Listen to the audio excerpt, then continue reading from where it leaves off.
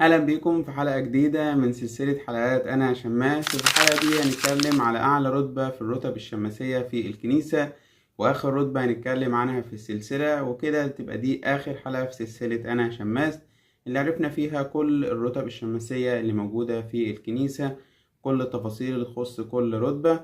رتبة الارشدياكون بدون مقدمات كتير، يلا بينا.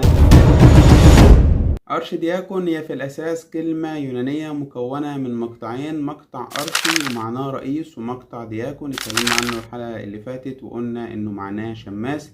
فأرشي دياكون معناها رئيس شمامسة. ورتبة الأرشدياكون بتقول عنها الدسقلية اللي هي تعليم الرسل، ليكن عند الأسقف شماس واحد يلازمه كالتلميذ مع معلمه، يخبره بما يحتاجه الشعب ويعينه في كل خدمته. والكلام ده موجود في الباب الثاني من الدسقلية. طيب ايه هي الشروط اللي محتاجها الشخص اللي هيترشم أرشي دياكون، او اللي لازم تتوفر في الشماس اللي هياخد نعمة الأرشي دياكون؟ الشروط هي نفس شروط الإسطرطس والأغنسطس والإبيدياكون والدياكون. وطبعا اللي سنه عن 28 سنة، ويكون مزكى من شعب الكنيسة، ويكون مشهود ليه بالتقوى، ويكون دارس كويس جدا في الكنيسة ولاهوتها وطقسها وعقيدتها، يعني يكون مشهور ليه من الجميع بإيمانه وبقيمته في الكنيسة اللي هيترشم فيها أرشي دياكون. طيب خلاص، توفرت الشروط في شخص ما في الكنيسة وينال نعمة الأرشي دياكون. إزاي بتتم الرسامة؟ الرسامة بتتم زيها زي رتبة الدياكون اللي اتكلمنا عنها الحلقة اللي فاتت، وهي بعد صلاة الصلح بيبدأ الأب الأسقف يصلي صلوات خاصة برتبة الأرشدياكون، وبيتم الرسامة عن طريق وضع اليد 3 مرات على رأس المتقدم، وبعد كده بيتم زف الأرشدياكون أو زف صاحب الرتبة في الكنيسة بعد انتهاء القداس. وبكده يبقى خلاص موجود الأرشدياكون في الكنيسة. ونخش بقى على الجزء الأهم، وإيه هي المتطلبات الزيادة اللي بيبدأ ياخدها الأرشدياكون. طبعا الوظائف الأرشدياكون في الكنيسة هي نفس وظائف من أول الأبسلطس لغاية الأرشدياكون.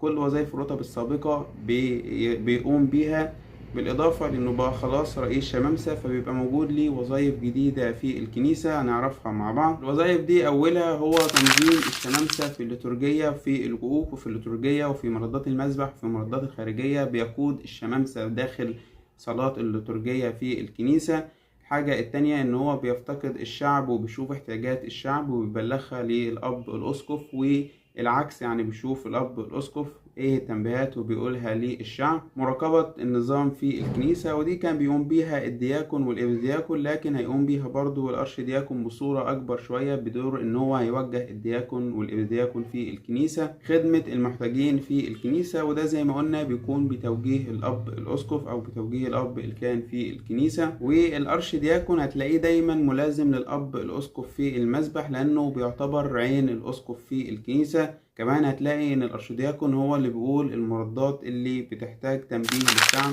زي قفوا بخوف الله وانصتوا السمعان الانجيل المقدس.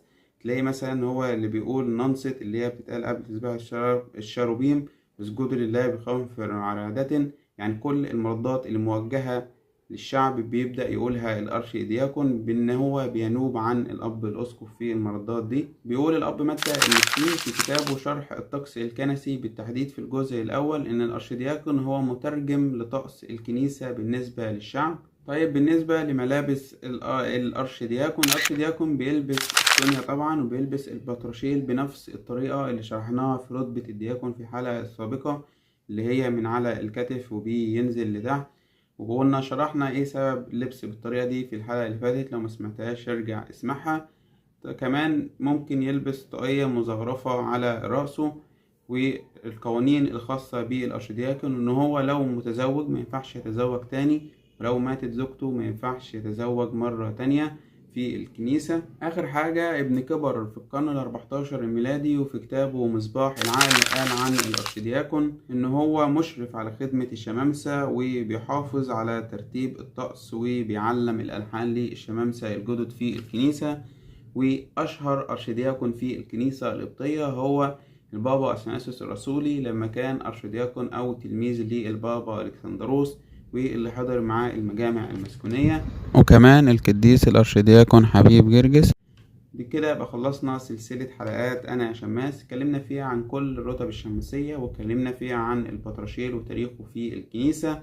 أتمنى إن سلسلة الحلقات دي تكون أفادتكم وتفيد الناس اللي جاية بعد كده، اللي عايز يعرف خلفية عن كل رتبة في الكنيسة، سواء من بداية الإبسالتوس لغاية ما وصلنا لرتبة الأرشدياكون. الرتب اللي جاية بعد كده هي رتب الكهنوت، بتكمل الرتب دي لأن دي من بعد الإبسالتوس. احنا قلنا الرتب اللي جاية بعد الإبسالتوس كلها رتب كهنوتية، فالرتبة اللي جاية هي رتبة الكهنوت. هنعمل عنها حلقات ولا لأ؟ ده اللي استنى رأيكم في التعليقات. لو عايزين عنها حلقات ممكن نعمل حلقات على الرتب، باقي الرتب الكهنوتية اللي هي الكهنوت والقمصية والأسقفية لغاية ما نوصل للبطرس. متنساش تشترك في القناة وتفعل الجرس. شوف حلقات السلسلة، سيبها لك في وصف تحت وسيبها لك في نهاية الفيديو، هتظهر هنا دلوقتي. شكرا ليكم، سلام.